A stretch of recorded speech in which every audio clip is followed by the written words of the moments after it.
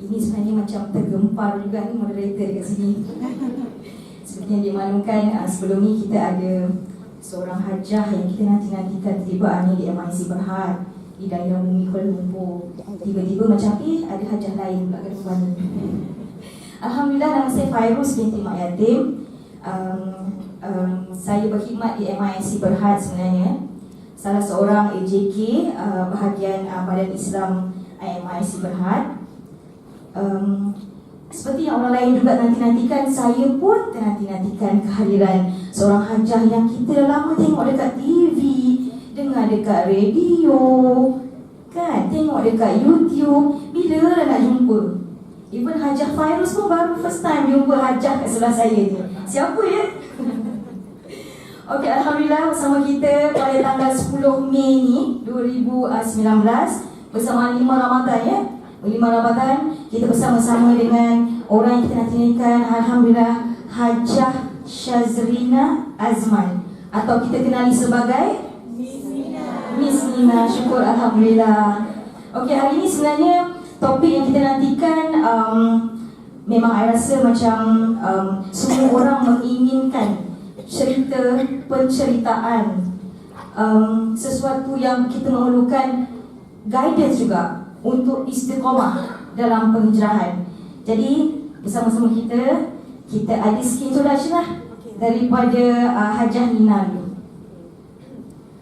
Auzubillahiminasyaitanirrajim. Bismillahirrahmanirrahim. Alhamdulillahirabbil alamin wassalatu wassalamu ala rasulillah karim. Rabbi shrah li sadri wa yassir li amri wahlul 'uqdatam min lisani yafqahu qawli. Amin. Assalamualaikum warahmatullahi wabarakatuh. Hai Kak Fairuz.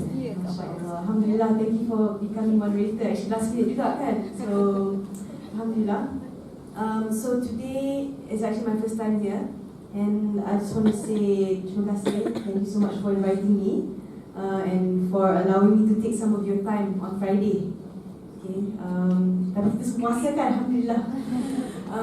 So is it okay that I speak in more English? Boleh kan?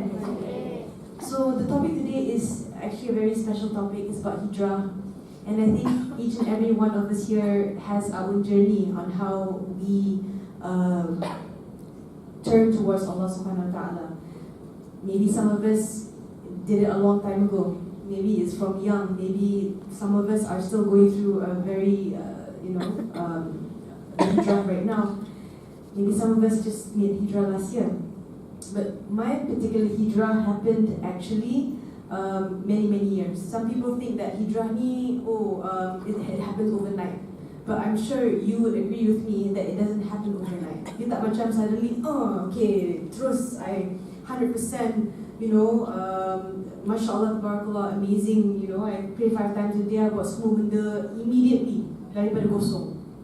Tak, it's not like that. For me, it was very gradual, it was very slow. And Alhamdulillah, I feel that was the best for me. But it's like as if Allah subhanahu wa ta'ala planned everything just nice for me. Why I had to go through what I needed to go through, all the hardship, all the pain, all the crying, the feeling of loss, the feeling of being down and out, depressed, not knowing what to do, going through those things, Alhamdulillah, made me who I am today. It made me appreciate Islam a lot more, and it also makes me appreciate the journey. Kadang-kadang, we think that we're going through something and we're always asking, why me? Why me? Why is this happening to me? But after a few years, when you go through it, you realize actually that was good for me. I needed to go through that so that I can learn, so that I can grow, so that I can discover who I am, so that I can get closer to Allah subhanahu wa ta'ala. So, this journey is, for me, I think something that is continuous. Hijrah ni bukan macam, I dah hijrah, okay lah, I'm okay. Dah boleh relax. I can just, I am okay where I am right now. I don't have to improve myself. It's okay. Tak payahlah, I dah belajar dah, it's okay. It's a continuous struggle to istiqomah, kan? So maybe I will begin my talk before to talk about istiqomah is maybe how I made my hijrah, if that's okay with everyone. And it began because basically I grew up as someone who was always looking at MTV.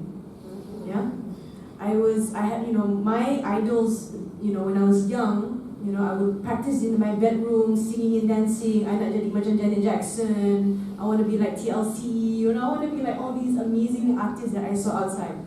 And from a young age, I really, really wanted it. So that's what I did for pretty much all my life. I practiced and I lived and I breathed music and entertainment. That was basically my oxygen. Yeah, that's what I did for a long time, until I was about 30 plus. So as you can imagine, growing up, I was very I was very rebellious, Kesian my mom. The kind of stress I put her through, subhanallah, astaghfirullahalazim. Itulah, I give my respect and my love to all the mothers out there, because you put up with so much with your children and your daughters, and still whatever they do, you still make dua for them, you still love them. It's because our mothers' dua kadang-kadang is what helps us change juga. Subhanallah. So I was a very rebellious child. And as a teenager, I was even more rebellious. And when I grew up, all I did was singing and dancing, and I went to school, and this was my whole lifestyle. Yeah, going into my early 20s, I was living that YOLO lifestyle, whereby all I wanted to do was have fun. I party, about benda-benda yang actually is not good for me. I had very toxic relationships with friends. With people, and it was something that I, didn't realize at the time. Bila muda kan, we feel like actually what we want is actually not good for us, friends or whatever it is that we're doing. So I had many different vices lah, yeah, so to say. And what made me change how I got myself out of those vices is I had to somehow or other, my journey, I had to hit rock bottom dulu. I had to go to a place where I felt like, Ya Allah, I don't know what else to do. You go to a place where suddenly you're crying and you don't know what's going on. And I feel that my heart, even though I didn't recognize it at the time, was calling out to Allah subhanahu wa ta'ala. It was saying, I need you. I need you. Because nothing else can help me right now. I cannot help myself. Other people try to help me. They can't help me because I myself don't want the help. So it's going to that really dark space. And then after that, I think, subhanAllah, I started becoming a bit better. The first pinnacle, I think, the first aha moment of hijrah, yeah? Because I'm just giving you the picture of how I was, yeah? That time, the social media. So, alhamdulillah, nobody knew, Nowadays, it's like everything is out in the open, kan? So I was at that place where I was depressed. I was hurting my family. I was hurting my friends. I was having a very addictive lifestyle to certain things, to certain people. Okay, so it was very, darkness upon darkness. I think there's a surah in Surah An-Nur where you find yourself, layers of darkness. Darkness is many layers. But when it comes to nur and light, there's only one source. And subhanAllah, so there's a lot of layers of darkness. And when my brother passed away in 2007, I had my eldest brother, Arwah Shahaz. His passing away was a calamity which happened that brought myself and my family closer together and closer to Allah subhanahu wa ta'ala. It was a time that triggered It triggered because I was living really carelessly, so heedless, careless. I didn't even think about Allah. I don't even think about Islam. I tak semayang, nothing. Yeah. And when he passed away, it was a big thing. My whole world crashed on me. And this can be a calamity, any other kind of calamity, any kind of loss, for example. So for me, it was my brother. And it made me think about life. It made me think about, okay, now you know what happened to him? Why did somebody I love go away? Where is he now? What happened to him? You know, he's in his grave, but what's happened to his soul? So I started asking questions. I was very curious, and that's when I started praying again, slowly. That's when I started making dua again. Then my family started going for umrah more often. So that was the beginning of my Islamic hijrah lah. But at the same time, hijrah ni, I feel, yes, we need to hijrah in an Islamic way, that we get closer to Allah. And also, for me, it was becoming a better human being. I had all these vices, I had addictions, I had very bad attitude towards life, you know. I had negative friends, I was in toxic, not just relationships, but environments, yeah. Being in whatever lah, clubs lah, whatever I'm doing, you know, all these things. And that woke me up. I said, you know what, I cannot live my life like this anymore. I cannot be like this anymore. Life is more precious. Life is more serious than just all of this playfulness that I'm doing. That's why this life, subhanAllah, is just like a worldly enjoyment for a short while. It's just a deception, a short deception of what real life is going to be. Right? So it woke me up.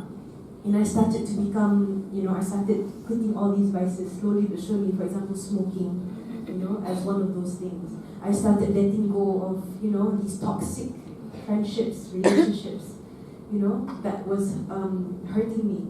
And then I started realizing that I was really hurting myself. You know, realization is awareness. Kadang-kadang we're not aware of what we're doing to ourselves, kan? Your parents actually realize your... Yeah, my parents, of course, know. Did you realize your change that you have? Oh, yeah. After the passing of your brother? Yeah, I think we all went through something, you know, especially for parents. When you lose a child, it's one of the biggest loss, I think, you know, for parents to lose. So they went through something as well. And I think, you know, it became a good thing. It can either go two ways. One way is when you go through hardship, you will go closer to Allah. Another way is that maybe you might go off the right path. Okay? But alhamdulillah, in our case, we got closer. Alhamdulillah. So maybe we can do a bit of reflection upon this part of my khutbah. If you're going through something right now, let's say for example you a loss, it can be anything, any kind of disappointment. You know, I always like to share this, that, you know, try to put this disappointment, this loss, this feeling that you have into something positive that will push you to Allah subhanahu wa ta'ala, that will get you closer to Him. Because at the end of the tunnel, there's always hope, and there's always goodness behind what happens to us. So what I can take away from my brother, you know, leaving is that no, it's not that Allah doesn't love me or doesn't love him. He loves us so much. He loves him so much, He took him away first. You know, it's to have a positive positive outlook on life, and a positive opinion about Allah subhanahu wa ta'ala. You know, not the whiny kind of idea. Oh, why me? Why does this happen to me? Kenapa? It's not fair. I macam ni tapi dia macam tu. You know, it's a very toxic punya mind frame, because it puts you in a very negative way, and then, you know, once you live a negative life, it's really hard to live a good life, you know, and a life that's full of content. So instead of the why me, we have to understand, for example, that, you know, Allah knows what's best for us. He knows what's best for us. If we lose something, if we didn't get something that we want, it's better for us, whether we know it or not. We just have to give Him, we have to tawakkul with Allah. You know, like Nabi Yusuf, he went through so much, kan? Nabi Yusuf. You know, he was betrayed by his brothers. He was put into a well, and then he was sold as a slave. And then, you know, a beautiful woman who's supposed to be like his mother or something like that, tried to seduce him, and then al-fitna, and then he was thrown into jail. You know, he went through so much hardship, but that was all building him up to become the Nabi that he was meant to be, and the leader of the country. So if we reflect upon our lives, upon that, like all the hardship that we go through and going through right now is building us to make us a better version of ourselves. So now I can look back and say, you know what, maybe I went through that hardship because I can share with people what I went through. Maybe I went through, you know, for example, that day I shared a video about how to quit smoking. There's no way that I can share how to quit smoking if I didn't go through it. I know it's a bad thing, but it's something that inshallah can benefit people, you know? So, it's for small examples like that. So that's one part, yeah? So whatever that you're going through right now, try to channel it more positively and look towards Allah subhanahu wa ta'ala and get closer to Him by it, yeah? Don't have the why me, have the alhamdulillah ala kulli hal, it's good for me, and I'm just going to do my best, whatever it is. I'm just going to keep doing my best, be a good Muslim, try to do what I can, and keep moving forward, no matter what. Keep moving forward for the sake of Allah subhanahu wa ta'ala. Because, inshallah, you know, this life is sekejap je. That's why, like, when my brother passed away, when I'm sure some of you probably have somebody who you've lost in your family or your friend, for example, we realize suddenly, you know what, this life is sekejap je. It's so short. I think there's a hadith that says, you know, the life is like you put your finger in, you just dip it into water, you take it out. That's how our life is. It's like nothing compared to akhirat. Subhanallah. You know, just before Ramadan, I know 3 people who passed away. Just before Ramadan, 3 people. One, a young mother, 30 plus years old, she had cancer. She has 4 children, she passed away. Another one is my cousin's husband. He's in his 50s, he had a heart attack. Just a week before Ramadan, he passed away. And then somebody from the music industry who recently just passed away. Somebody quite young juga. So, you know, for me, it's a reminder, we don't know what's going to happen to us. So that's what propelled me to try to learn more about Islam and try to istiqomah with what I'm doing. You know, kadang-kadang we have to be reminded about death and think about how are we going to die. Because kita tak tahu, you know, I'm so scared, you know, like I always make dua to Allah, Ya Allah, allow me to die upon, you know, the shahada, that I'll be a good Muslim, that my heart is pure upon my final moment. Because that's what really matters, kan? The journey and the final moment. So, okay, my next moment that made me really betul-betul berhijrah, because this time pun, I tak semayang 5 waktu. You know, I wasn't 100% tak pakai hijab lagi. I was still performing on stage. I was still dressing quite sexy and all that. But I was already making that internal hijrah. You know, internal hijrah. And just another point of reflection juga kat sini. You know, when we see people who are struggling, whether or not they pakai hijab ke tak, whether they are trying to semayang ke tak, they are on a journey of really finding Allah subhanahu wa ta'ala. So we, as sisters who, you know, are probably dah hijrah ke apa, we must not be judgmental on them, and we have to be more supportive of them. Because we are all on a journey and we all used to be there before. And it really hurts when you have somebody come to you and you baru nak start hijrah, tapi you start commenting at them, you start criticizing them. You say, what's wrong with you? Kenapa tak puasa? Kenapa tak pray 5 times a day? Kenapa tak pakai hijab betul-betul? You know? Or you can, rather than that, encourage them. Say, oh, mashallah, you look so beautiful. Why don't you try again tomorrow? Jom, let's go semayang. Tak nak semayang, tak apa, it's okay. At least I tried to invite you. It has to be done in a way that's inviting. Because we are all going through our own struggle, kan? And sometimes it's because of your kindness that it will help them hijrah lagi cepat, you know? So let's try not to judge people, even if they take off the hijab, for example, yeah? Because we find that a lot of people are putting on hijab, taking off hijab, you know, they're going through a struggle. It's just that people see, you know? So we cannot condemn them. We should support them, be more loving to them, be more kind to them. Inshallah, that will pull them back and say, okay, you know what, I'm going to try again. So during your hijrah, you face challenges with these people, I mean, who, you know, ada lah. Subhanallah, ada lah. Kawan-kawan ke macam? Tak, ni macam strangers. I don't know who they are. Okay. So macam, okay lah, I post my first few pictures dengan kat IG kan, dan hijab semua. Ada banyak komen macam, Miss Nina, kenapa you shave your eyebrow?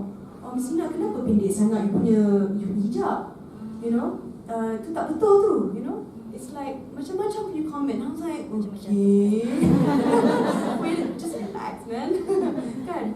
So tu lah, it's like, one is we try to support, we don't judge, yeah.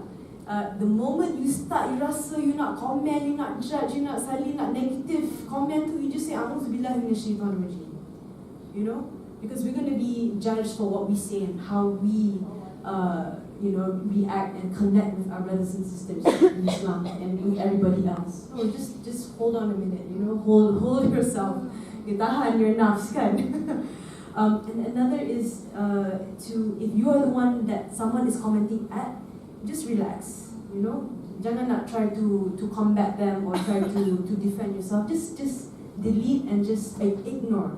Delete and ignore.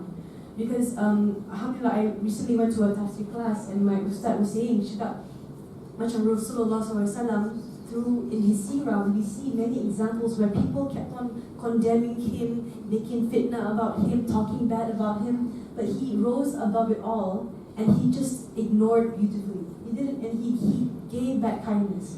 Of course, it's very difficult to do that, but the best that I can do, like for example me, I just ignore. Yelah rasa macam sakit What to the ignorance to the people? Yeah, that's also another. Yeah, you need to train yourself to ignore these comments because they want your attention actually. You don't actually not attention. That's why they're doing all these comments. They got nothing else better to do. So the best way, the more you ignore them, the more they'll be like, okay, next one. It doesn't matter to them. It really doesn't matter to them. What was the biggest challenges? The biggest challenge during your penghijrahan? I think. Apart from the comments from your fans, for instance. Okay, comments is one thing. I think maybe another one is I had to change my lifestyle. That took some time because I made a statement where I said I was gonna completely just give up my entertainment life. Yeah, and so what I did was like even my CDs and music and everything, I gave it all away. Yeah, I took all my CDs and records and stuff, I just gave it all away. And I told my manager at the time, I said, but she already knew, I kind of hinted to her already. And alhamdulillah, she was okay, she supported me, alhamdulillah. Oh, dah azan dah, so should we take a break? No, it's good. Tapi ayah sama lah 50 seconds. Tadi azan tu 45 second. Sikit lagi. Sikit lagi. Oh, tak ada ni. Oh, it's okay. Alright, okay. So the biggest challenges. Apart from that, it's just to give up my lifestyle slowly but surely. I stopped going out to the places I used to go to, and then dulu kan ada banyak kawan lelaki. Kawan lelaki, even though dah kahwin, but kita ada guy friends. Macam it's no harm, it's okay, right?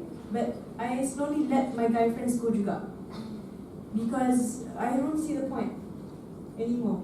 Ada tak macam orang tu baik Nina ni sampai during your hijrah? Something it's tak ada lah. No, I mean during my hijrah too, it's like I wanted to keep it secret dulu, and I kept myself to my close friends and my family sahaja. I didn't really go out too much because hijrah ni, especially during that transitional moment, it's a very sensitive time because anytime you can go back.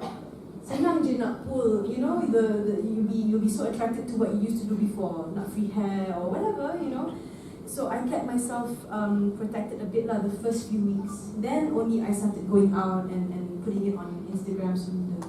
So I think that's important. If you're going through hijrah, you have to be aware of your environment and the people you're around with. Make sure you surround yourself with positive people who support you.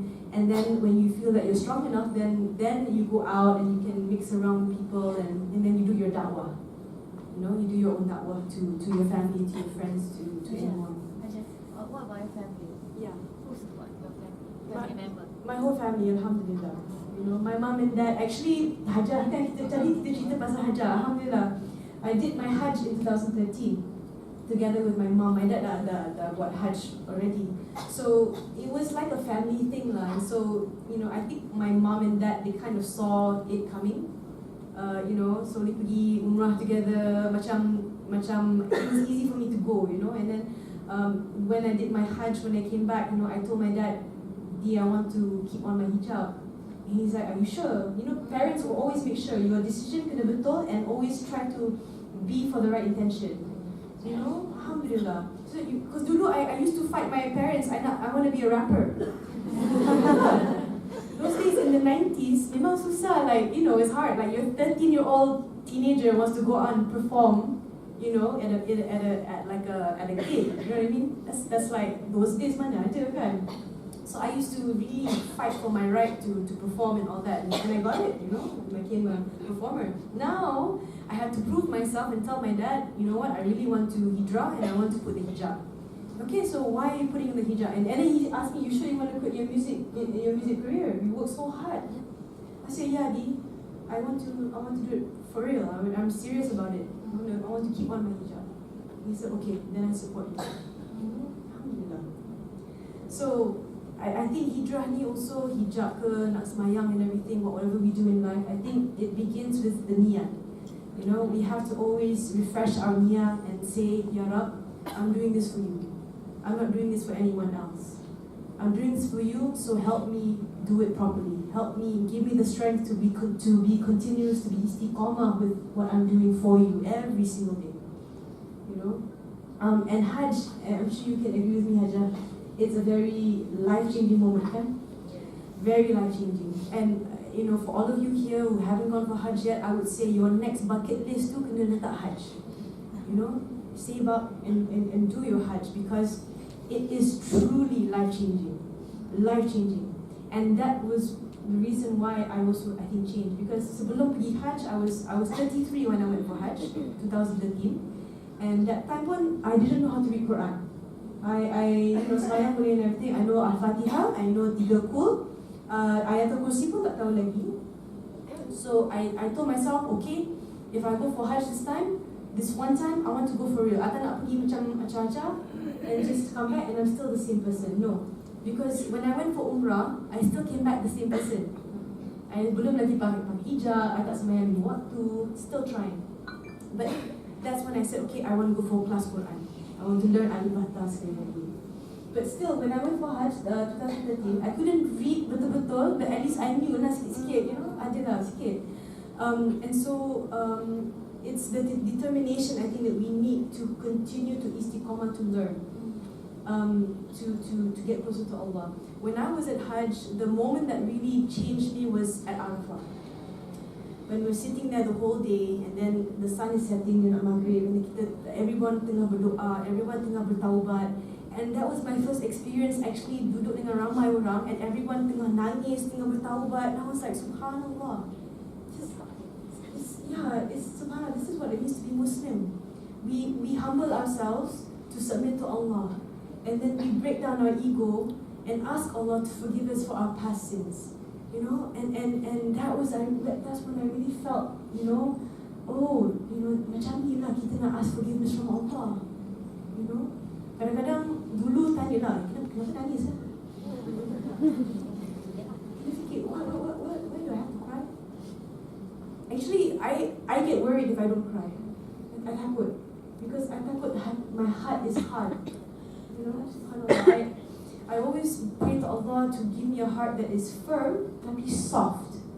Firm meaning istiqomah. And soft in the sense that senang nak nangis, you know. Easy to ask for forgiveness, easy to break down, easy to humble myself.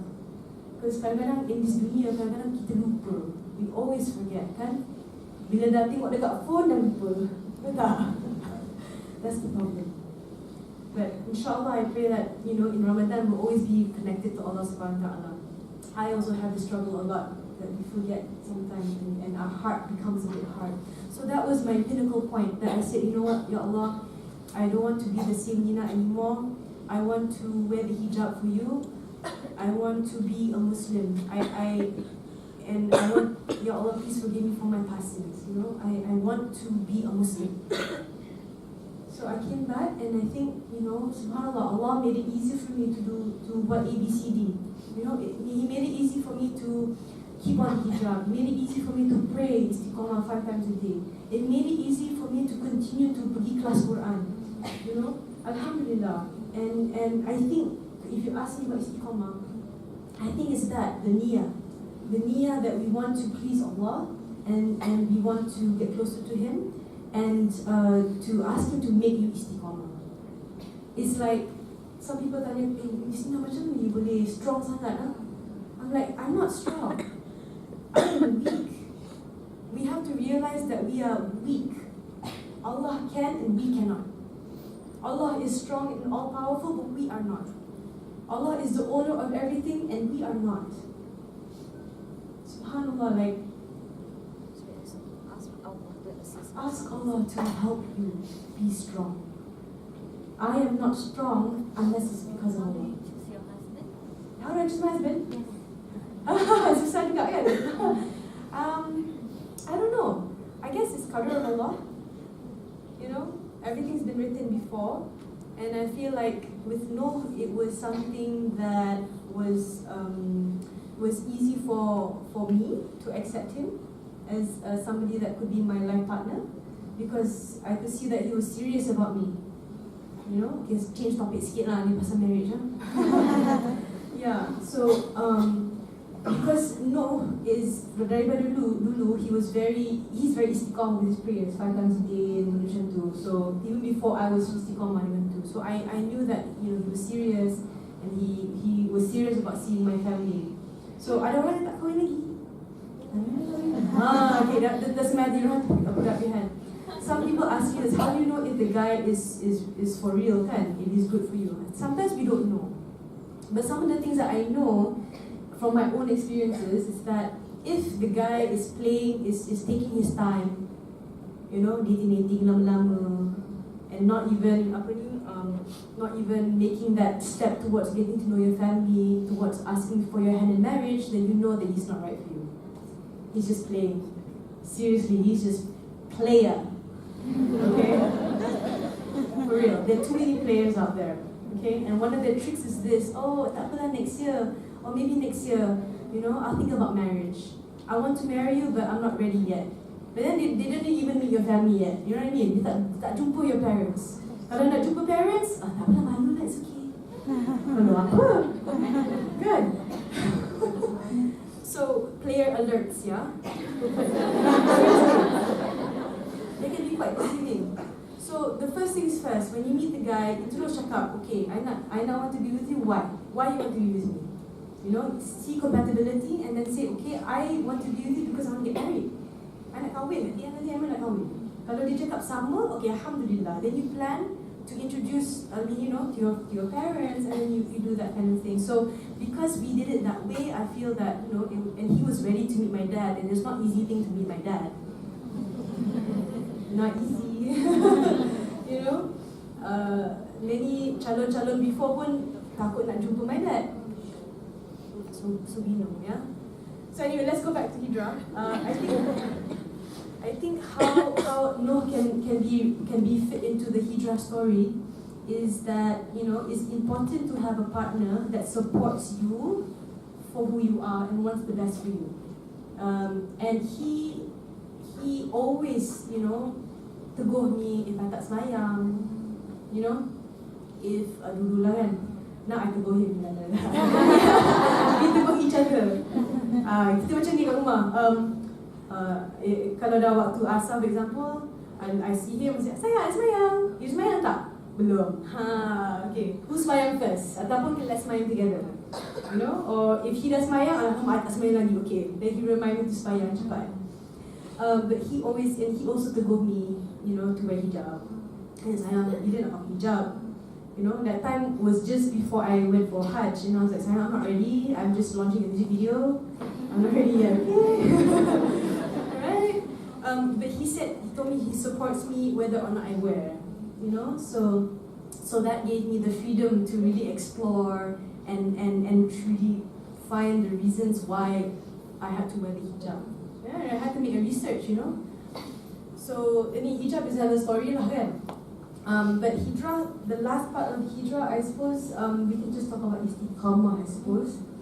And I'm sure most of you know that I put out this challenge of hijab challenge. Yeah, actually it's not my challenge. It's actually something that I just reposted from World Hijab Day. I don't know if many of you follow them. World Hijab Day was founded by a sister from New York because she went through a lot of oppression when it comes to wearing the hijab in America. So she came up with this World Hijab Day, and it has been, you know, not certified, but been supported by many ulama. This is just a way of supporting our sisters worldwide in wearing hijab. Whether you're in a non-Muslim country, you're in a Muslim country, it's also open for people who are non-Muslims as well to try it out, you know. And for those yang tak pakai lagi, you know. So this challenge for me, I feel is a fun challenge, not just for those yang tak pakai lagi or non-Muslims, but also for those of us who are wearing hijab, to istiqomah with it, and to also improve ourselves with it. Even for me, like maybe I pun kena improve juga, kan? But we are all on a journey. So the first things first, I think kita semua ni nak istiqomah, kan? And the main question that I always get is like, how to istiqomah? Macam mana kita nak istiqomah? Because we as human beings, our iman goes up and down, and it's just normal. So I will give you an analogy that I shared on Instagram recently, and I talked about how iman is like a battery, and our heart is like a battery, and it needs to charge. We need to charge, like our phones always needs to charge itself, right, to be functional. So in order to function, to make sure our iman is always at full battery, we need to keep on charging it with, for example, going for class Quran, yeah, reading the Quran, anything that's got to do with the Quran and the remembrance of Allah subhanahu wa ta'ala. It gives us iman boost. It gives us those reminders that we can stay istiqomah.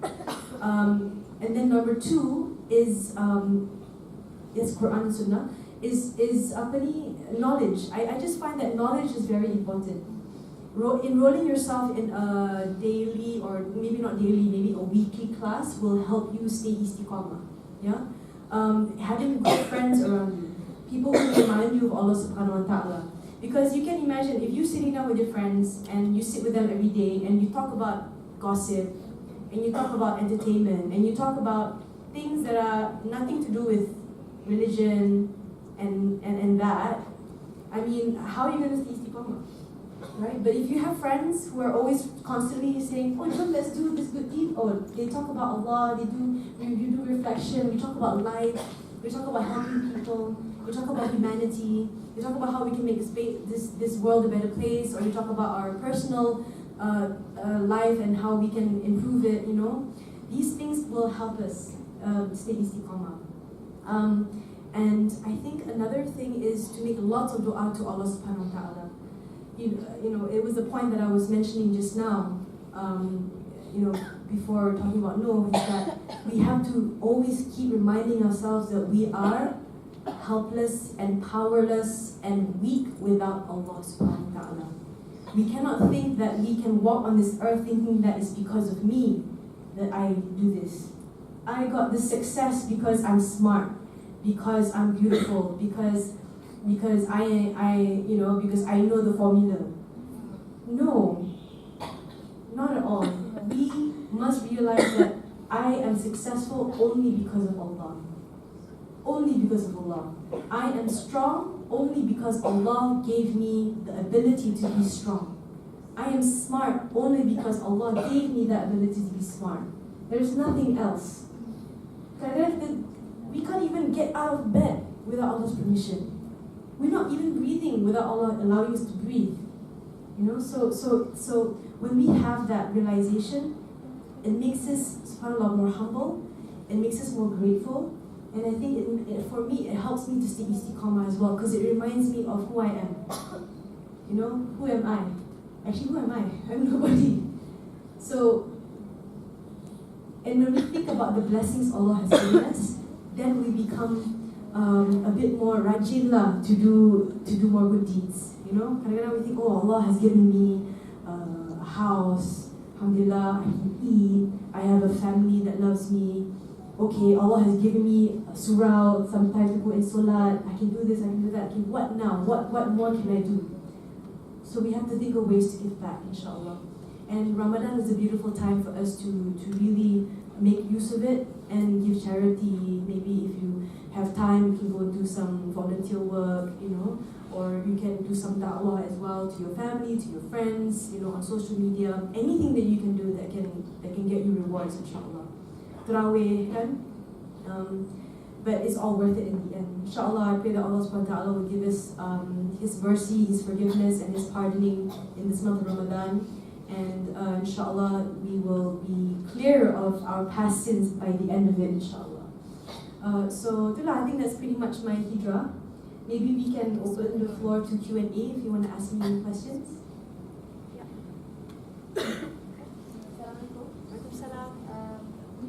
In one of your talks, I heard your talks before, you mentioned that music has been your passion since you were small, and now that you stopped doing it like full 50 years, like just like that, do you sometimes feel the urge to, do music again? Like Yusuf Islam when he hijrah, he had this urge to still do music, and he referred to ulama and everything, and then finally he decided to, do Islamic music. Okay. Do you have that feeling sometimes to still do music? Okay, Jazakallah khair, thanks for the question. So everyone heard her again? Okay, mashallah. No, I don't have the urge. I feel like I gave too much to music already. Now it's time for me to give back to Allah. And I know some people can use music for, good things and for, raising funds for charity, maybe, guiding back to Allah and all that. But maybe that's their calling. For me, I feel like my calling is getting to know Allah more, is getting to understand the Quran, is getting to really try to practice that, getting to know Arabic.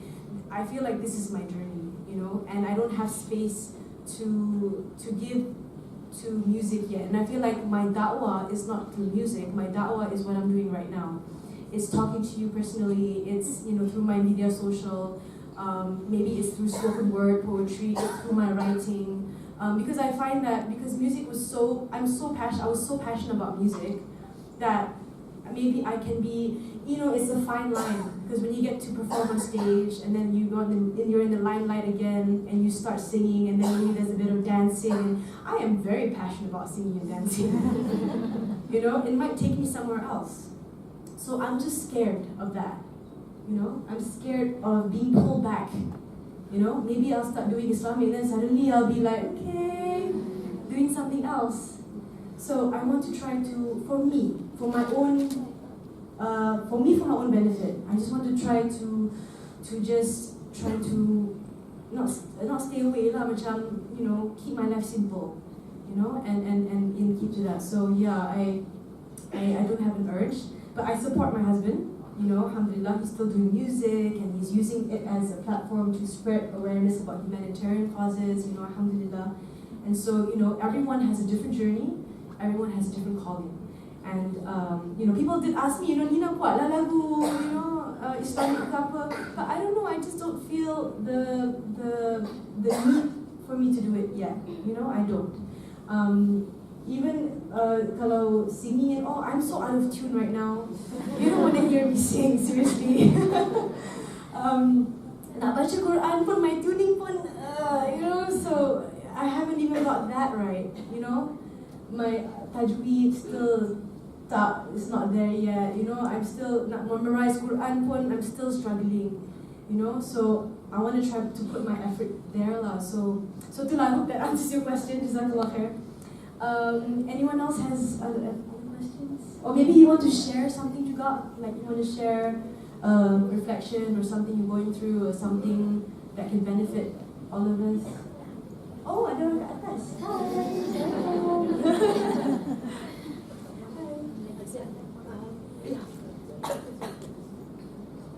Sorry, well.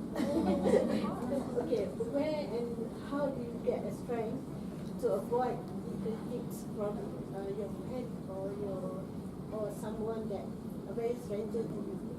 How and where you get the strength to to avoid those critics from your friend or strangers that you don't know at all during your Istiqomah. During Istiqomah lah. Hijrah lah, during your hijrah.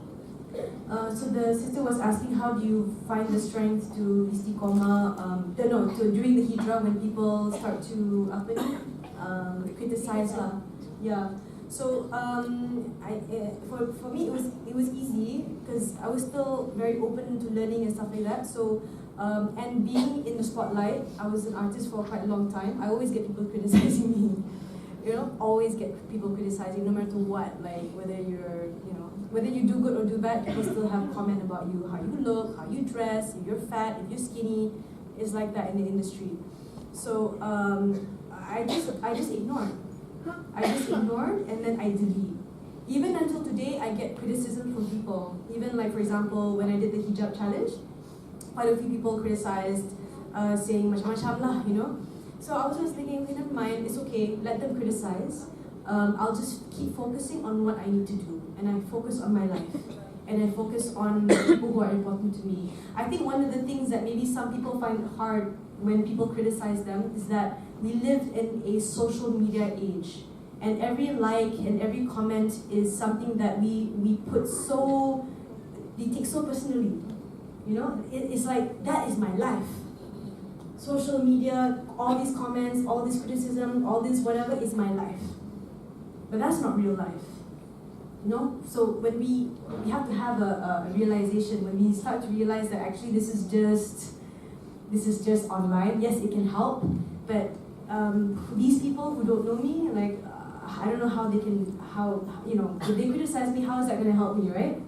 If my parents criticize me, then I would be like, okay, let's take a look at this. How can we solve this, right? My parents. But if it's someone like I don't know, I'm just like, just leave it alone. Because if they are just out to condemn you and they just want to argue with you and they're not open for reformation and to make things better, then there's no point in having a debate. But if they're open to you, then maybe you can have a conversation. But it's not easy to have a debate. I don't think I'm there yet to have debates. I get too emotional. Yeah. So if any of you are going through a lot of criticism from people, just don't pay them any mind. Like, just don't care. Just like who are they? Like I think I shared about this about toxic people.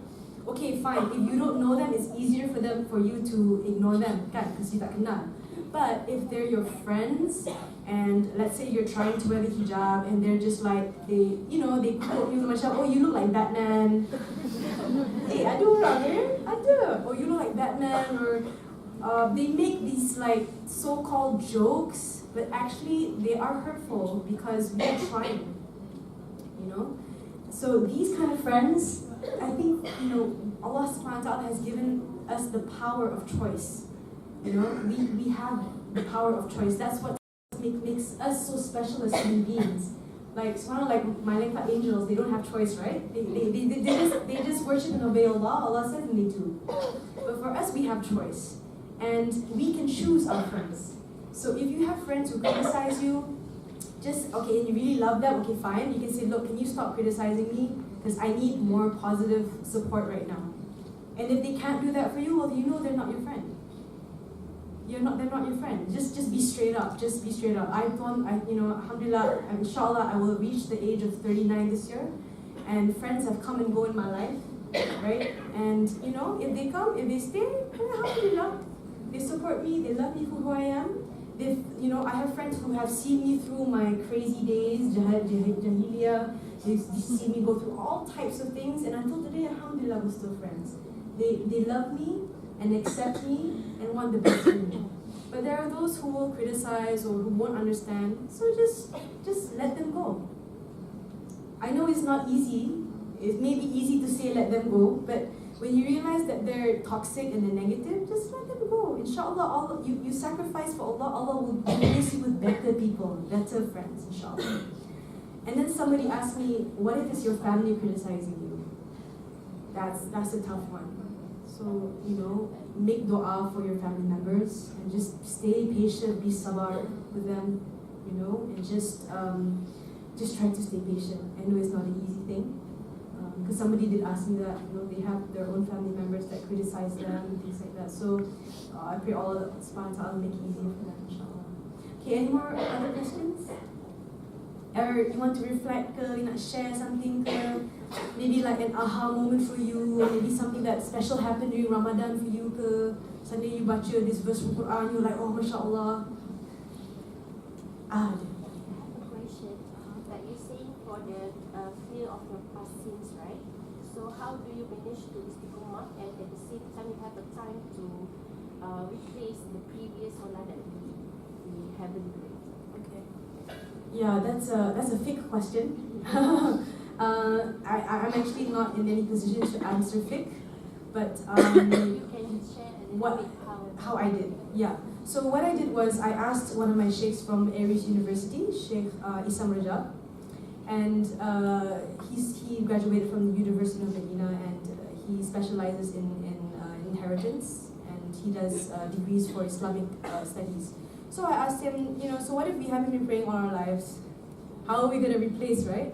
So according to him, and I think he takes, please, I'm not a scholar or anything, so I think it's Imam Tarmiya, or I can't remember. Basically, there's many differences of opinion, but what he was saying is that if it's too many, that we cannot replace, I mean, it's just we don't even know how many can, and sometimes we just don't have the time. He says, remember that Allah subhanahu wa ta'ala is most forgiving, most merciful.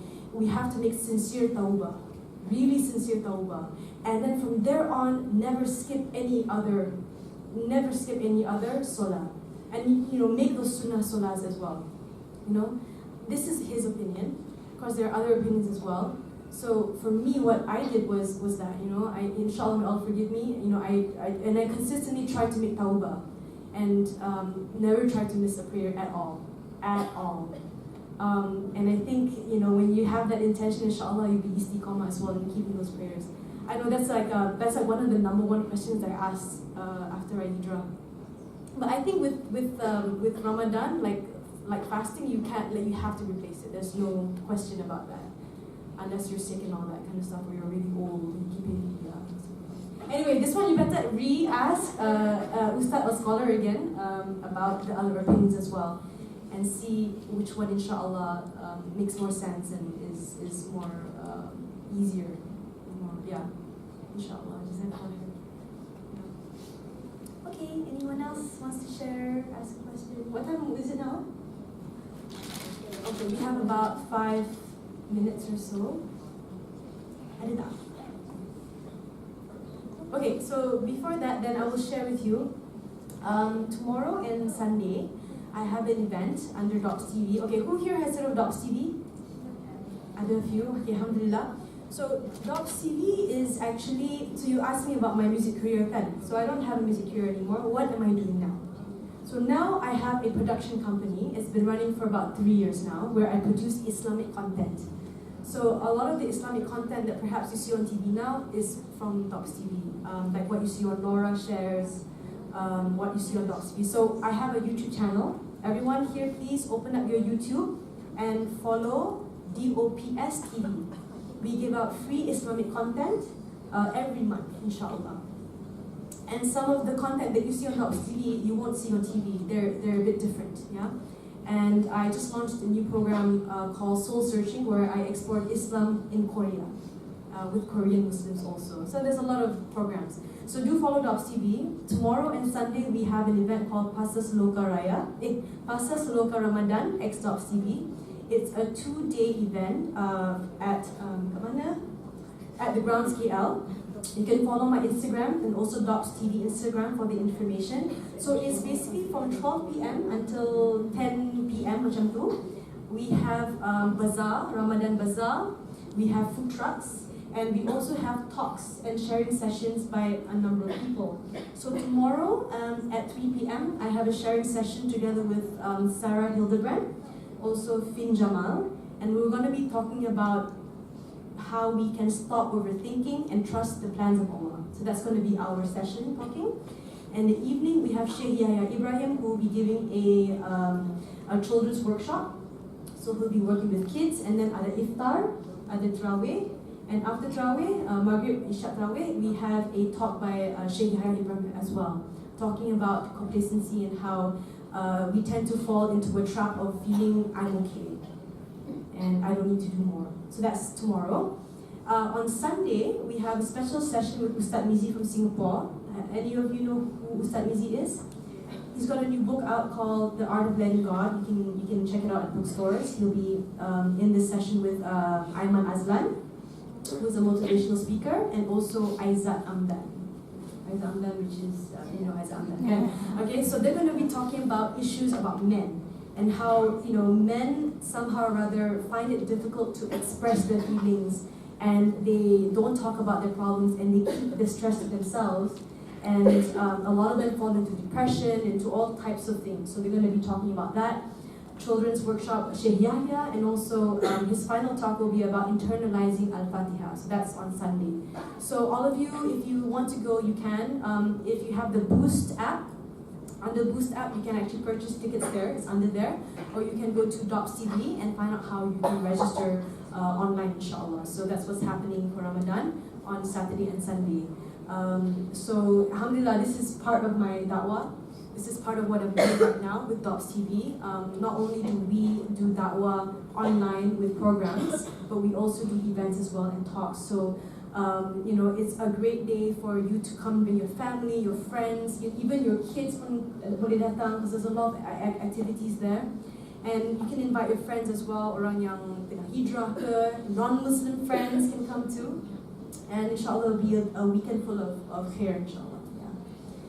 So who's gonna come? Do come, okay, kalau boleh, because ada tarawih, ada makanan, semua ada, okay, ada tempat surah and everything, so it's very easy for us, inshallah. Okay, so I think that's about time. It's 1:45.